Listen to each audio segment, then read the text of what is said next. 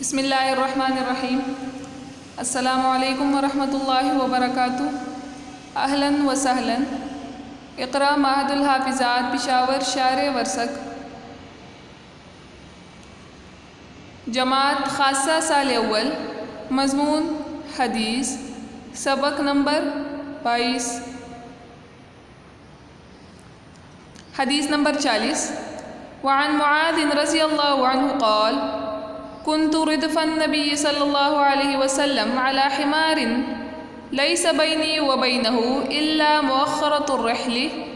فقال يا معاذ هل تدري ما حق الله على عباده وما حق العباد على الله؟ قلت الله ورسوله أعلم. قال فإن حق الله على العباد أن يعبدوه ولا يشركوا به شيئا، وحق العباد على الله ألا يعذب من لا يشرك به شيئا. قلت يا رسول الله أفلا أبشر به الناس؟ قال لا تبشرهم فيتكلوا. رواہ البخاری و مسلم۔ ترجمہ: معاذ رضی اللہ عنہ سے روایت ہے، وہ فرماتے ہیں کہ میں نبی کریم صلی اللہ علیہ وسلم کا ردیف تھا، ان کے پیچھے بیٹھا تھا ایک گدھے پر، لیس بینی و بینہ، میرے اور آپ صلی اللہ علیہ وسلم کے درمیان کوئی چیز نہیں تھی، الا مؤخرۃ الرحل، سوائے کجاوے کی پچھلی لکڑی کے۔ تو آپ صلی اللہ علیہ وسلم نے فرمایا کہ اے معاذ، هل تدری، کیا تجھے معلوم ہے کہ ما حق اللہ علی عبادی، کہ اللہ تعالیٰ کا اپنے بندوں پر کیا حق ہے، وما حق العباد علی اللہ، اور بندوں کا اللہ پر کیا حق ہے۔ معاذ رضی اللہ عنہ فرماتے ہیں کہ میں نے کہا کہ اللہ اور اس کا رسول ہی زیادہ جانتے ہیں۔ تو آپ صلی اللہ علیہ وسلم نے فرمایا کہ فإن حق اللہ علی العباد، کہ اللہ کا حق بندوں پر یہ ہے، ان یعبدوہ، کہ بندے اس کی عبادت کرے، ولا یشرکوا بہ شیئا، اور شریک نہ ٹھہرائے اللہ کے ساتھ کسی کو بھی، وحق العباد علی اللہ، اور اللہ پر بندوں کا حق یہ ہے، اللہ یعذبا، کہ اللہ تعالیٰ عذاب نہ دے، من، ہر اس شخص کو، لا یشرک بہ شیئا، کہ جو اس کے ساتھ شرک نہ کرتا ہو۔ معاذ رضی اللہ عنہ فرماتے ہیں کہ میں نے کہا یا رسول اللہ افلا ابشر بہ الناس، کیا میں اس بات کی لوگوں کو خوشخبری نہ سناؤں؟ قال، تو آپ صلی اللہ علیہ وسلم نے فرمایا کہ لا تبشرہم، لوگوں کو اس کی بشارت نہ دو، فیتکلوا، کہ وہ توکل کرنے لگیں گے، یعنی وہ عمل کرنا چھوڑ دیں گے اور اسی بات پر توکل کریں گے کہ اللہ تعالی ہمیں معاف کر دیں گے، جنت میں لے جائیں گے۔ حدیث کو امام بخاری اور مسلم رحمہ اللہ نے روایت کیا ہے۔ حدیث کی توضیح: معاذ رضی اللہ عنہ اس حدیث کے راوی ہیں۔ ان کے مختصر حالات یہ ہیں کہ ان کا نام معاذ ہے،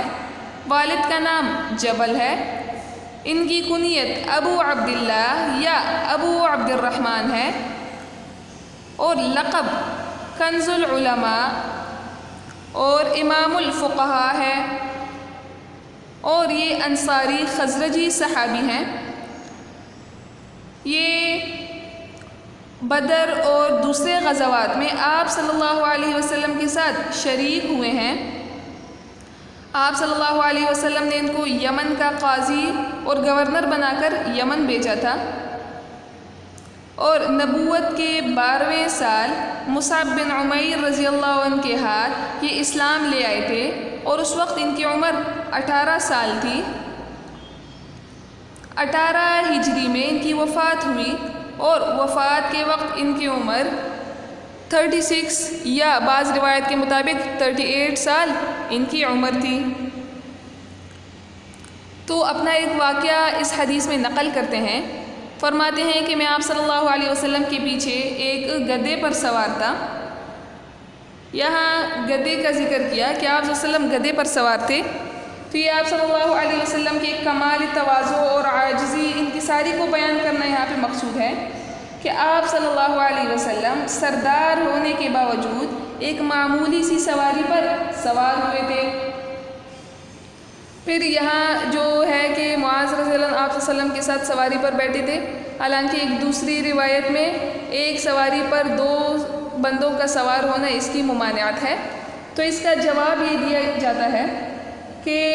2 بندوں کا ایک سواری پر سوار ہونا تب منع ہے کہ جب وہ جانور کمزور ہو، لیکن اگر وہ جانور ایسا ہے کہ وہ 2 بندوں کو اٹھا سکتا ہے، 2 بندے اس پر سواری کر سکتے ہیں اور جانور کو کوئی تکلیف نہیں ہوتی، تو اس صورت میں 2 بندے بھی سوار ہو سکتے ہیں، ان کا سوار ہونا بھی جائز ہے۔ تو چونکہ یہ جانور کمزور نہیں تھا، یہ سواری کمزور نہیں تھی، اسی لیے آپ صلی اللہ علیہ وسلم اور معاذ رضی اللہ عنہ دونوں اس پر بیٹھے ہوئے تھے۔ پھر یہاں ایک سوال یہ اٹھتا ہے کہ معاذ رضی اللہ عنہ نے جو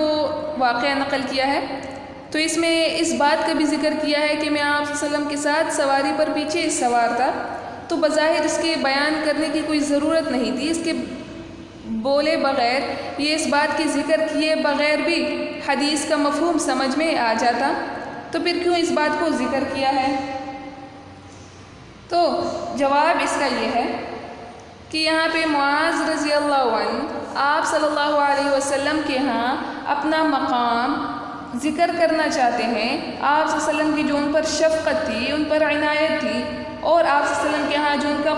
آپ صلی اللہ علیہ وسلم کا قرب ان کو حاصل تھا، تو اس کو بیان کرنا چاہتے ہیں، اس لیے اس کو بیان کر دیا کہ میں آپ صلی اللہ علیہ وسلم کے ساتھ ایک ہی سواری پر سوار بھی ہوا۔ یا پھر دوسرا جواب یہ ہے کہ معاذ رضی اللہ عنہ نے جو اس کا ذکر کیا ہے، تو اس کا مقصد لوگوں کو یہ بتانا ہے کہ یہ حدیث جو میں بیان کر رہا ہوں یہ مجھے اچھی طرح سے یاد ہے، یعنی اس میں کوئی غلطی نہیں ہے، کوئی بھول چوک نہیں ہے، کیونکہ مجھے یہ بات بھی یاد ہے کہ میں جس وقت میں نے یہ حدیث آپ صلی اللہ علیہ وسلم سے سنی ہے، تو اس وقت میں آپ صلی اللہ علیہ وسلم کے ساتھ ایک سواری پر سوار تھا، تو اسی وجہ سے معاذ رضی اللہ عنہ نے اس کا ذکر کر دیا۔ یا جو یہاں پہ آگے یہ فرما دیا کہ لیس بینی و بینہ الا مؤخرۃ الرح، تو اس کا بھی یہی مطلب ہے، جو دوسرا جواب اس کا دیا گیا ہے کہ انہوں نے فرمایا کہ میرے اور آپ صلی اللہ علیہ وسلم کے درمیان کجاوے کی پچھلی لکڑی کے علاوہ کچھ نہیں تھا، یعنی کجاوے کی جو پچھلی لکڑی ہوتی ہے کہ جس پر سوار سواری کے وقت ٹیک لگاتا ہے، تو اس کا بھی ذکر کر دیا کہ میرے اور آپ صلی اللہ علیہ وسلم کے درمیان صرف وہی ٹیک لگانے والی لکڑی تھی، اس کے علاوہ کوئی اور چیز درمیان میں موجود نہیں تھی۔ یعنی میں نے یہ حدیث جو آپ صلی اللہ علیہ وسلم سے سنی ہے، تو اتنا قریب ہو کر میں نے سنی ہے کہ اتنے قریب سے اگر کوئی کسی کی بات سن لے تو اس میں غلطی کا امکان نہیں ہوتا۔ تو یہ بھی یہاں پہ جو بیان کیا ہے، اسی وجہ سے بیان کیا ہے کہ میں جو حدیث آگے بیان کر رہا ہوں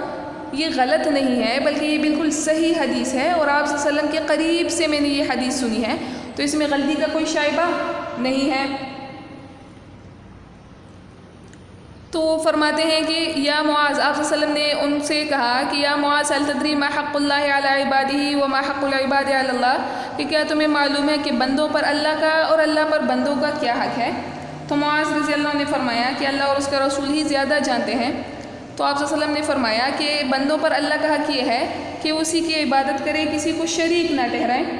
یعنی چونکہ اسلام کے ابتدائی زمانے میں مسلمانوں اور کفار کے درمیان جو بڑا فرق تھا وہ یہی توحید کا اور شرک کا تھا، کہ مسلمان توحید کے قائل تھے اور کفار جو ہے وہ شرک کرتے تھے، کئی معبود انہوں نے بنائے ہوئے تھے۔ تو اسی مرکزی بات اور اسی بڑی بات کو بیان کرنے کے لیے یہاں پہ کہہ دیا کہ بندوں پر اللہ کا حق یہ ہے کہ وہ اس کے ساتھ کسی کو شریک نہ ٹھہرائے، توحید کے قائل ہوں، اللہ ہی کی عبادت کریں،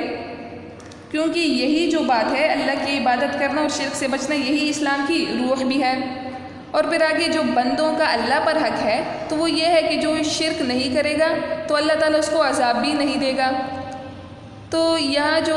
اللہ پر حق، کسی کے حق کا ذکر ہے، تو اللہ تعالیٰ پر تو کسی کا کوئی حق نہیں ہے، نہ ہی اللہ تعالیٰ پر کوئی کام کرنا واجب اور لازم ہے۔ تو پھر یہاں پر جو یہ کہا گیا ہے کہ اللہ پر بندوں کا حق یہ ہے، تو یہ جواباً کہا گیا ہے، یعنی پہلے بندوں پر اللہ کے حق کو ثابت کر دیا، وہ بتا دیا کہ بندوں پر اللہ کا کیا حق ہے، تو جواباً اسی بات کو جاری رکھتے ہوئے یہ کہا گیا ہے کہ اللہ پر بندوں کا یہ حق ہے کہ جو شرک نہیں کرے گا، توحید کا قائل ہوگا تو اس کو عذاب نہیں دے گا۔ حالانکہ حقیقت میں اللہ تعالیٰ پر کسی کام کا کرنا لازم اور واجب اور ضروری نہیں ہے۔ پھر جو یہاں پہ یہ کہا ہے کہ اللہ تعالیٰ اس کو کوئی عذاب نہیں دیں گے، یعنی دائمی عذاب اس کو نہیں دیں گے، باقی اگر ایمان لانے کے بعد شرک اگر اس نے نہیں بھی کیا لیکن گناہ اس سے اور ہوئے ہیں، اس نے اس کے علاوہ اور معصیات نافرمانیاں کی ہیں، تو اس کا عذاب اس کو مل سکتا ہے، وہ اللہ کی مشیت پر موقوف ہے۔ اگر اللہ سزا دینا چاہے تو اس کو سزا بھی دے سکتے ہیں، اور اگر معاف کرنا چاہے اپنے فضل سے، اپنی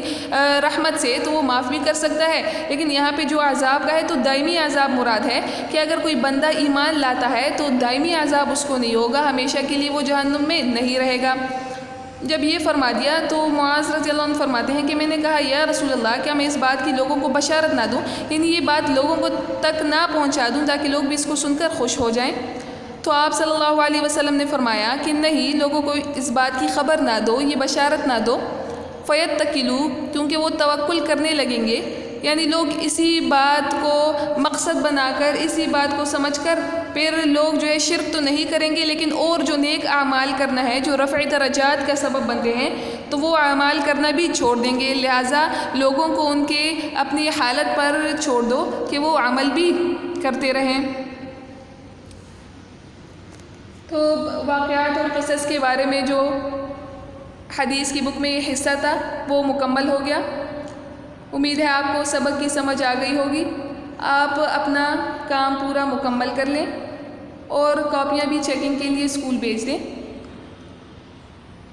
اور اس کے بعد جو ذکر بعض المغیبات کا حصہ ہے وہ ہم شروع کریں گے، تو آپ وہاں احادیث کا مطالعہ بھی کر لیجئے گا۔